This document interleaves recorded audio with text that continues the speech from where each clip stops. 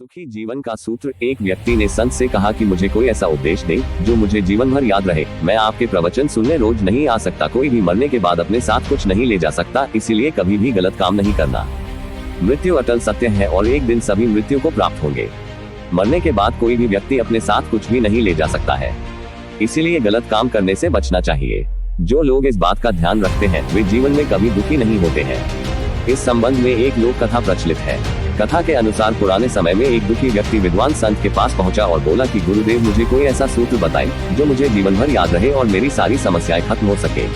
मेरे पास इतना समय नहीं है कि मैं रोज आपके प्रवचन सुनने यहाँ आऊँ। संत ने उसकी बात ध्यान से सुनी और कहा कि ठीक है, मेरे साथ चलो।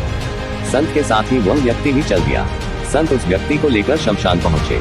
उस व्यक्ति ने पूछा कि गुरुजी, आप मुझे ये कहाँ लेकर आ गए हैं? संत ने कहा कि हम यहाँ कुछ देर रुकेंगे। थोड़ी ही देर में एक धनी व्यक्ति की अर्थी वहाँ आए और उसके कुछ देर बाद एक गरीब व्यक्ति की अर्थी लेकर कुछ लोग पहुँचे। अमीर और गरीब दोनों लोगों के शवों को शमशान में जला दिया गया। इसके बाद संत उस व्यक्ति को लेकर अपने आश्रम लौट आए। संत ने उससे कहा कि तुम कल फिर आना, मैं तुम्हें कल उपदेश दूंगा। अगले दिन सुबह सुबह ही वह व्यक्ति फिर से संत के पास पहुँच गया। संत उसे लेकर शमशान पहुँचे।